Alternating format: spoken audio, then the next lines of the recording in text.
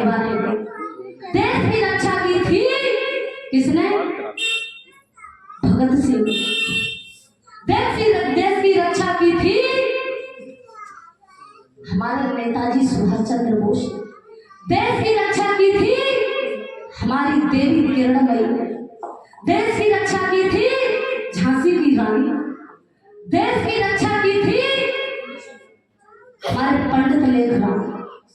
लेकिन हम भूल रहे हैं, हम भूल रहे हैं, इनको भूलना नहीं है। पर मैं फिर भी कहती हूँ और क्या कहना चाहती हूँ कि अब हिमालय से कोई गंगा निकलनी चाहिए, अब हिमालय से कोई गंगा निकलनी चाहिए और पीर पर्वत सी हो मगर वो पिघलनी चाहिए। मेरे सीने में ना सही तो तेरे सीने में सही, पर आग कहीं पर आग जलनी चाहिए।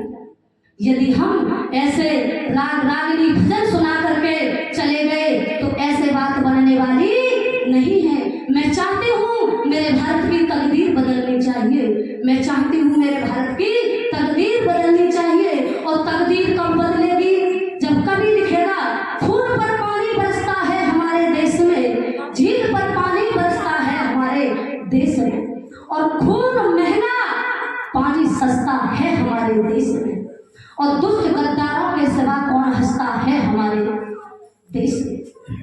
इस देश की रक्षा के लिए आपने सुना होगा भगत सिंह का परिवार। भगत सिंह के दादा का नाम था अर्जुन सिंह। एक बेटा 36 वर्षों तक विदेशी धरती रहा। क्यों रहा? विदेशी धरती रहा। आप ये न समझो कि हमारे नौजवान भाइयों ने भाग लिया है इस देश की आजादी में, लेकिन हमारी माताओं की भी कमी नहीं रही। एक बेटा 36 वर्षों तक विदेशी धरती रहा और 36 वर्षों बाद 36 वर्षों तक उसकी पत्नी पति का इंतजार करती रही। पर आजकल की होती तो, पर आप सब जानती हो, पर वो हरनाम कौर थी मेरी माता। 36 वर्षों तक पति का इंतजार करती रही। कहाँ बैठ करके? मायके में नहीं गई थी। कहाँ बैठ करके? ससुराल में बैठ करके। और 36 वर्षों के बाद जब अजीत सिंह लौट करके आए तो बूढ़े होकर के आए। कैसे होकर के आए? बूढ़े होकर के आए। जब बूढ़े होकर के आए तो हरनाम कौर पहचान नहीं पाई। हरनाम कौर पहचान नहीं पाई। अजीत सिंह ने बहुत सारे प्रसंग याद दिलाए तो याद तो आ गया, पर कहती है हंस करके तुम तो बूढ़े हो गए। पर हरनाम कौर को लगता था कि मैं बूढ़ी नहीं हुई। हरनाम कौर को लगता था मैं बूढ़ी नहीं हुई हूँ। हरनाम कौर से अजीत सिंह कहते हैं कि हरनाम कौर मैं भी बूढ़ा हो गया और तू भी बूढ़ी हो गई। एक बार अपने चेहरे को शीशे में तो देख देख, तेरा चेहरा भी बूढ़ों जैसा हो गया। तो जैसे ही सुना अजीत सिंह की बात को तो हरनाम कौर कहती है, जैसे ही शीशा देखा तो हंस करके कहती है, हाँ मैं तो भूल ही गई थी कि शीशा भी कुछ होता है। मैं तो भूल ही गई थी। लेकिन मेरी माता वो आज की नारी होती तो क्या कहती, मुझे धर्म कर्म से कोई लेना देना नहीं है, मेरी शादी तुमसे हुई है। पर वो हरनाम कौर थी।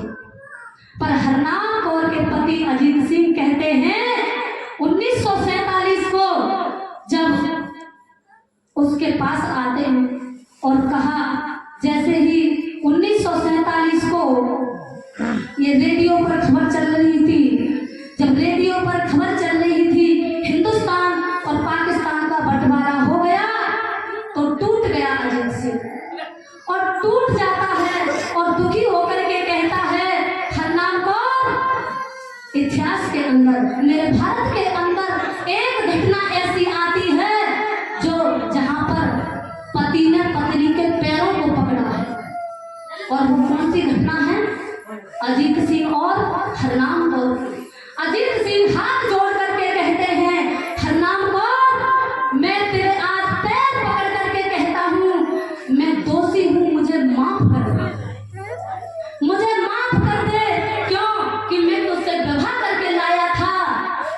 विवाह करके लाने के बाद तुझे कोई सुकून नहीं दिया। क्यों? तेरे नाम का तो पति बना, लेकिन काम का कोई पति नहीं बना। इसीलिए हरनाम कौर, मैं दोषी हूं, तू मुझे माफ कर दे।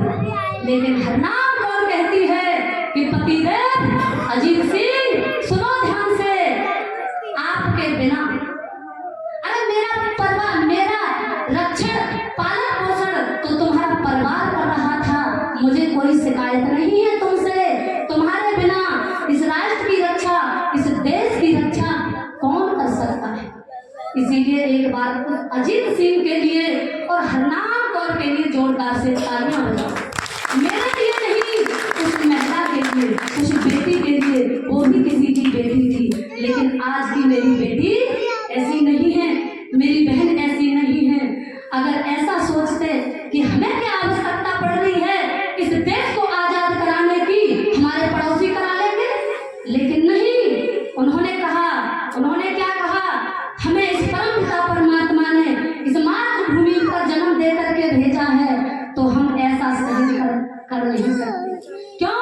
इस मातृभूमि का हम जल को पीते हैं, वायु को ग्रहण करते हैं, अन्न को खाते हैं, हम ऐसा अपमान सहन नहीं कर सकते इन विचारों के साथ। और कितने छोटे बच्चे होते थे, 12 साल का हकीकत कितना होता है आप सभी जानते हैं। सभी जानते हैं 12 साल का हकीकत। आजकल के 12 साल के बच्चों को टॉफी खाने से फुर्सत नहीं है, चिप्स खाने से फुर्सत नहीं है, और नौजवानों को फुर्सत नहीं है।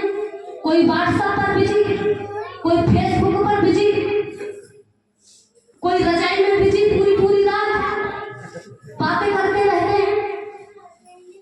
चलो अब माताओं को देखते हैं। मेरे नौजवान भाइयों ने तो अपने कर्म कर्तव्य छोड़ दिए, माताओं को देखते हैं। पर यहाँ की मेरी माताएं अच्छी हैं, बहुत सारी माताएं हैं, लेकिन कहाँ जाती हैं? डेरे पर पिताजी के आलू खोदने में मस्त है। पति की सेवा नहीं करेंगे, पति भले कितना भी अच्छा होगा, पर बच्चों ने भी छोड़ दिए। बच्चे किसमें बिजी हैं? क्या बोलते हैं उसको? अगर इनको मोबाइल दे दो तो सारी रात्रि सोएंगे, कभी गेम खेलेंगे। गेम अच्छा लगता है बच्चों, गेम अच्छी लगती है। और ये नौजवान भाई कोई क्रिकेट में बिजी है, सब बिजी, सब व्यस्त। जब हम अपने वही बच्चों को देखते हैं, एक बच्चा है 6 साल का और एक बच्चा है 9 साल का। गुरु गोविंद सिंह के दोनों बच्चे जब दीवारों में चलवाए जा रहे थे, तो जैसे ही छोटे बच्चे की मुख पर दीवार आई, जैसे ही दीवार आई तो तुरंत 9 साल का बच्चे की आंखों में आंसू आ गए। बच्चा रो रहा है और छोटा बच्चा कह रहा है, तुम्हारे बच्चों को दूध पीने का भी तमीज नहीं है मेरी माता हो। वह 6 साल का बच्चा क्या कह रहा है? अगर भैया, अगर तुम्हें मौत से डर लगता है तो बगावत नहीं करनी थी, बगावत नहीं करनी थी। तो बड़ा भैया कहता है कि भैया मैं रोया नहीं, मौत से नहीं रोया। छोटा कहता है, 6 साल का बच्चा कह रहा है, अगर रो रहे नहीं हैं, डर नहीं लग रहा, तो तुम्हारी आंखों में आंसू कैसे आ गए? तो बड़ा भाई कहता है कि भैया इस मातृभूमि पर मुझसे पहले, तुमसे पहले इस मातृभूमि पर आने का अवसर प्राप्त मुझे हुआ था, और बलिदान होने का अवसर मुझसे पहले तुम्हें हो रहा है। इसीलिए मेरी आंखों में आंसू आ गए। ये बच्चे होते थे, लेकिन आज के बच्चों को तमीज नहीं है, ना तो बोलने का तमीज है। और ये मेरी माताएं बैठी हैं, ये संस्कार नहीं देती है। 5 वर्ष तक का माताओं बच्चा तुम्हारे कब्जे में रहता है, जैसा चाहोगी वैसा बना लो, और हमारी माताओं ने बनाई है। इसीलिए मेरी माताओं, ये देश की रक्षा की है तो आपने की है।